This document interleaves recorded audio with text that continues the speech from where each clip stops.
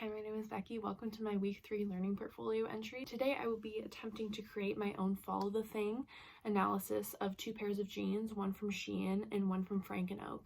The reading by Ian Cook and some of his colleagues called Follow the Thing Papaya follows the commodity chain of a papaya from where it was grown, picked, and packaged all the way to where it was consumed. And I'm going to be attempting to do the same for these jeans. In relation to this reading, Professor Melanie suggested that it is important to recognize who is forced to pay the largest price throughout the commodity chain. So throughout every step, I will be attempting to assess the physical, emotional, financial, and social prices each person has had to pay in the making of each pair of jeans. The first company that I will be looking at is Shein, which is a fast fashion brand owned by Shenzhen Global Egro E-Commerce Co., which is the owner of a lot of well-known fast fashion brands like Ramwi, Shein, and Zaful. Fast fashion is categorized by sort of trendiness, cheapness, and low quality. Companies like Shein, who sell fast fashion, release upwards of 500 products every single day, but there's little quality control. So I remember a few years ago there was a scandal where Shein released a swastika necklace and no one noticed until customers started seeing it on the website. This can give a little insight of the quality control that Shein has throughout every aspect of the process. For example, in their factories, it's hard to track what this company is doing because there's not much information online, and even when there is information, it is in Mandarin because this is a Chinese-based company. So I will be doing a more general analysis of jeans in China that are made by fast fashion brands instead of specifically Shein. The garment that I've chosen to follow today is a pair of solid hem mom jeans, and it's one of the first things that come up when you search jeans. The other company that I'll be looking at is called Frank & Oak, a sustainable denim brand based in Canada that was created in 2012. The brand is built on a foundation of sustainability, from eco-friendly packaging to eco-friendly stores to eco-friendly cotton blends. They try to make every part of their process sustainable environmentally. These clothes are built to last, but they're much pricier than something that you would see on Shein. The garment that I've chosen to follow today is good cotton high-waisted Stevie jeans. So first, we're going to start off with the material. With such a high demand for a constant flow of new clothes, it is safe to assume that Shein sources its materials from all over the world. Since today I'm focusing on jeans, I'll be looking at where fast fashion companies often find cotton. I found that India is a large source of cheap cotton for most of these brands, so I will be looking specifically at India and the standards that their workers face there. According to Katie O'Brien of the Fair Trade Foundation, cotton farmers aren't making enough money for a decent standard of living. They can't afford to pay for essentials for their families like medicine when they're ill, school fees for their children, or even food. These workers work for a very little amount of money, very long hours, in very hard working conditions, and they don't really reap very many benefits from it. So I would say that they have to pay quite a large social, economic, and physical price for these jeans. At Frank & Oak, the cotton that Frank & Oak uses is what they call good cotton. It is sourced from recycled scraps of cotton from other garment companies, as well as post-consumer scraps from old clothes that have been donated, and they have their own donation service too that you can bring your clothes into the store and they might recycle them. Since this company only uses leftovers and scraps, it's kind of hard to link them directly to the hardships that farmers face, like in India, but I don't see any evidence on their website of them trying to buy fair trade cotton. They kind of just get scraps from old cotton, which is great for sustainability, but it doesn't really solve any issues of people not getting paid enough and having bad working conditions. So moving on to where the jeans are produced. Zhejiang, China is often understood as the denim capital of the world.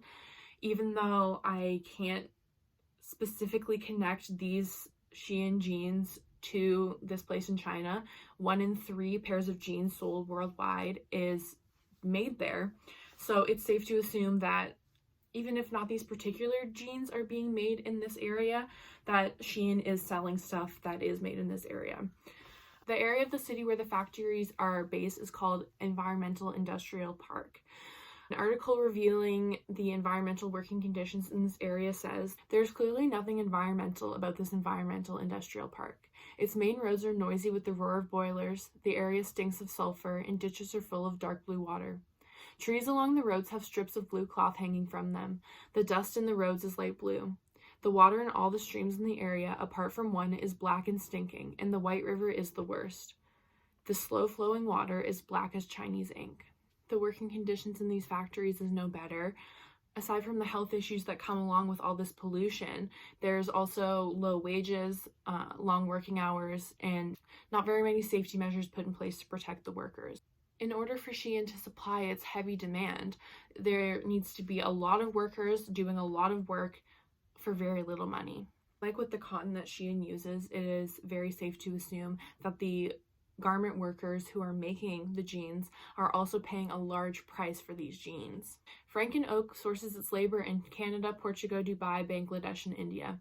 They have a factory that is specific for denim, and it is in Dubai, so that's what I'll be focusing on. The website does not have much information on what the working conditions in this Dubai factory are like, despite their claims of transparency. They talk more about how sustainable their product is, but not how ethical. They have a vague claim of sustainability that says, "In addition to meeting external certifications and requirements, all our new suppliers have to meet a list of our requirements around sustainability. We're also working with our current factories on meeting our goals and helping them grow with us." On the website, they don't tell us what their requirements are, so I don't have any idea of what it is, but they claim that it's good. They do share that the Dubai factory does recycle all of its water and material waste instead of just dumping it. The workers there aren't experiencing the same environmental issues, but there's not much to tell us that they're making a living wage. With Frank & Oak, it's a little bit harder to understand the price that the garment workers are having to pay. I'm going to guess that it is a little bit less than the fast fashion brand Shein, but it seems that Frank & Oak cares a little bit more about environmental sustainability than about human ethics. Both of these brands ship their products to where they're produced overseas to a warehouse in North America, where then it can be sent out to individual stores or to individual consumers. So obviously the price the consumers pay is a financial one. Shein is obviously cheaper, and Frank & Oak is more expensive. The jeans that I chose to follow from Shein are $24, while the ones from Frank & Oak are $90, and those are pretty typical prices for each of these websites. Some people can't afford to buy sustainably. With the exception of thrift stores, fashion that is sustainable costs a lot more money than fashion that isn't. While there is a financial price, I would argue that there's also a social price. Frank & Oak only sells straight size clothes, while Shein sells plus size as well. The jeans that I chose from Shein go from size extra small to size 4XL, which is about a size 20. While this is still smaller than a lot of bodies, Frank & Oak only goes up to about a size 12.